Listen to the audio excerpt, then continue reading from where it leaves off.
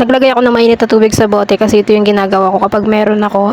Ginugulong-gulong ko lang siya dyan sa puson ko para mainitan at mawala yung sakit ng puson ko. Ito yung mahirap sa akin kapag nagkakaroon ako. Lagi na lang sumasakit yung puson ko. At ang matindi pa doon, hindi lang siya basta-basta masakit. Talagang sobrang sakit siya. Hindi pong iiyak ka na lang talaga sa sakit. Tapos pagpapawisan ka, wala kang magawa kundi nakaupo or nakahiga lang. Kaya kapag sumasakit siya, pinapagulungan ko siya ng mainit na tubig para kahit papaano mabawasan yung sakit niya at hinahayaan ko lang yung mainit na tubig yung gumulong-gulong sa puson ko hanggang sa lumamig na lang yung tubig. Ang mahirap pa dito kapag may pupuntahan ka, hindi ka basta-basta makakapag-desisyon na pumunta agad-agad lalo kapag ganito na masakit yung puson ko. Magtitiis ka na lang muna talaga sa bahay hanggang sa mawala na lang yung sakit at mawala na lang din yung mens mo kasi nga pag hanggat hindi nawawala yung mens ko, hindi talaga nawawala din yung sakit niya.